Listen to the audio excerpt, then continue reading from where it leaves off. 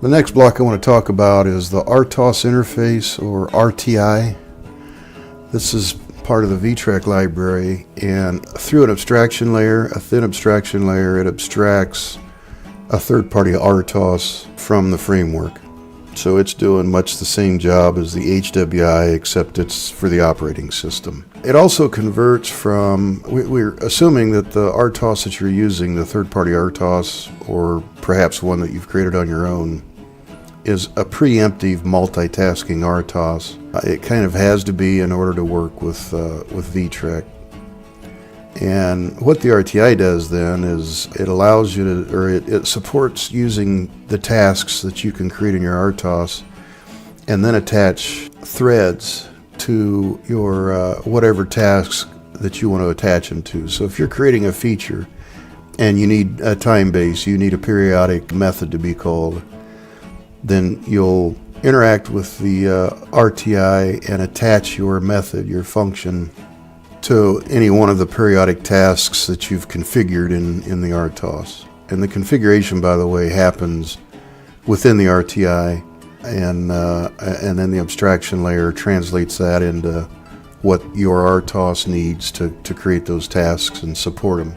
It also implements some methodology that transitions from a task-based operating system to a cooperative method-based operating system. And so what that means is, instead of having infinite loops tied to your tasks, the infinite loops are in the RTI, and the actual functions that are carrying out the work are out here in your services and features, and they get called as a method. So if you're on a 10 millisecond task, every 10 milliseconds you have a method that will get called and then returned. So these are cooperative-based tasks, and often along with that you'll want to implement perhaps a state machine so that you can do the right thing when you pass through the method. And the reason that we chose this approach, you'll see later as we get deeper into the RTI, is that you can create processing phases in your scheduler so that in terms of data flow, things happen at the right time. You can sample inputs and then process them and then push outputs in that order so that you're sure that you're working with the latest data. And it also eliminates using things like messaging and semaphores from the RTOS, and it's considered to be safer to stay away from those deeper functionalities in RTOS products. Task scheduling is fairly easy and has been around forever, but some of the more complex scheduling, there can be issues in an RTOS that haven't been discovered yet. This just eliminates the need for all of that so that we're not relying on too much on a third-party RTOS. Okay, for the services block, I'm going to drag our project back in. This is a training project, and the path that we're at is a source lib, Vtrek source lib, SVC for services, and I'm showing the fault tracking service. This is just one of the components that's provided in the product. Fault tracking is a service that keeps statistics on fault conditions. So in your product, if you're monitoring for anything to become defective and want to set a flag if there's an issue, this component will track that, stores it to non-volatile memory, makes it available for a tool along with the history of that fault so that service technicians can see what's been happening. You can also look to see what kinds of functions or modules you'll find under services are the ones that fit under here. It's anything that provides functionality that is also basically autonomous, meaning it runs by itself. It doesn't need to be called by anything. You turn it loose and it runs. And much like a service would on a server, those things get fired up and they run and provide a service to the outside world or users, PCs or whatever. That's what services is about in the service block. Okay, next are adapters, or the adapters block. So the adapter block would contain code that provides an interface to third-party products into the framework. So let's say a piece of software, third-party software that supports graphics. that would need to connect into the Vtrek framework so that we can interact with it, and you would write an adapter for that. Another possibility would be integrated circuits that are often used on your board.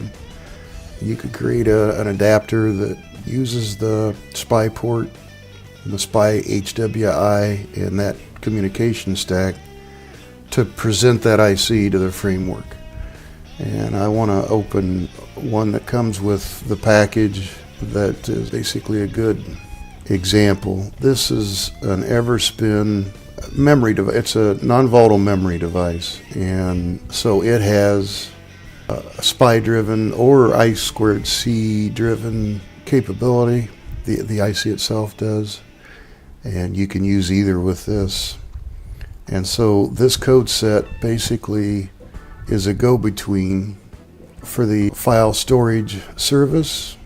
Here's the file storage service, and the file storage service needs a go-between between it and the actual hardware.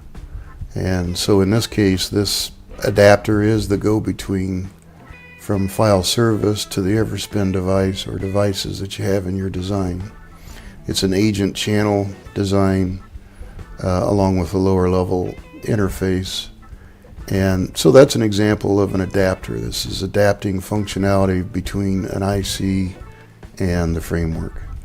Okay, features and closed loop controls, they're actually in separate folders in our folder layout. So here is the feature folder and the closed loop control or CNT or controls folder. And of course, in the Vtrek source library, those folders will be empty because we really can't create your business logic for you. We can certainly help you do it, but they'll be empty here. And over time, you'll grow these in your business logic folder for CNT and FTR. We do, however, in this training build, we did add a feature that comes with that is the flash LED, and all this feature is doing is turning the green LED on and off at a half-second rate. We'll open that and have a peek at it. So we've got an open call in the header file. This is a singleton.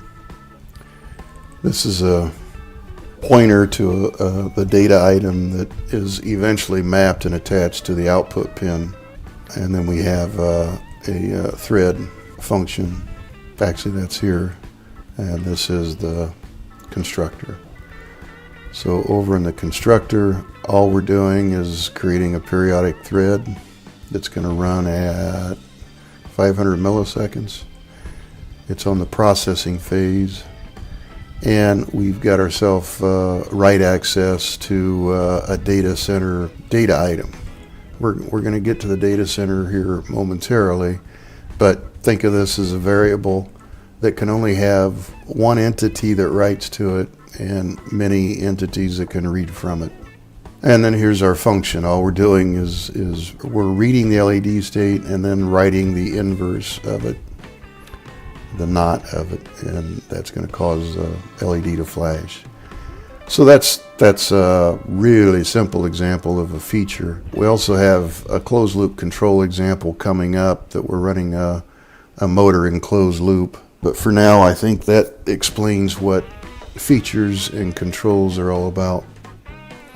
Okay, next is the data center, and we actually have an upcoming chapter that talks about the data center and RTI, because these two actually work together to provide some really nice functionality that's going to simplify your world. For now, let's give it a short, brief description.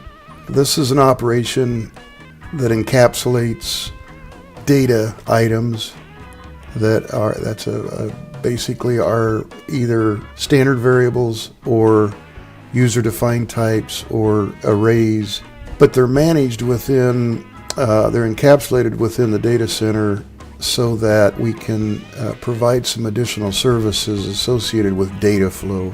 And these would be the variables that need to be shared or need to be available for many entities. And it also works as a connector system so that if you want to bring in a component, the component doesn't make calls to other components. Typically, it ships data through the data center in order to move data around. So as a connector system, this keeps us in the object-oriented world from having dependencies.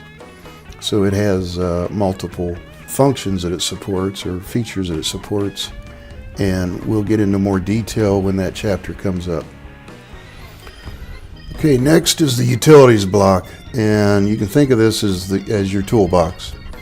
Within the Vtrek source library, it's a rich library of capability, various utilities that makes actually creating features and controls and adapters and so forth quite a bit easier, because you're not having to write local support functions nearly as much if you take advantage of what's in here. We have callbacks, listener lists, subscription lists. Under communication bitstream, this product does support a CAN stack. SLIP is a serial line internet protocol that is really efficient, that we use for some of the serial data. You can see the list of containers that's in here. This, by the way, is one of the utilities that allows us to have some dynamic memory allocation. We haven't talked about sysheap yet, but that's going to make sense to you a little bit later. Sysheap isn't a dynamic allocator. It only allows allocation but not deallocation, and there's a good reason for that we'll get into later. Containers, we just went through. Let's go to controls. Flasher, PID, state machine, trim control, some support for the data center, some miscellaneous data processing, rotation support, motors, for example, signal processing, filters, edge counters, debounce filters, you name it, integrated window integration, simple integration, linear and non-linear scaling, quite a bit in there. And then switches and buttons. You always find switches and buttons somewhere in a embedded design, and so we've got utilities that multi-position, push to toggle, etc. Latched buttons. So this is already in here and waiting to be utilized in your features and controls, etc. Okay, next is the system block. And the system block to me reminds me of the mechanical room in a building, where the hot water is generated and the furnace resides, etc. So what you find in here are basically system level support, which would include the heap. We have a large list of macros, timekeeping, functions that can be called that perform system level activities like critical section. Systrace is where you can perform debug prints within your code so that you can watch what it's doing from a tool. And then systypes is where the standard data types for this framework are defined. Okay, that does it for the block diagrams. What's next? Well, we're finished now with installation and the terminology and blocks. And so Chapter C, which is code set navigation, is next. We did a little bit of that in this training module, but we'll get into talking about alignments in Chapter C. See you there.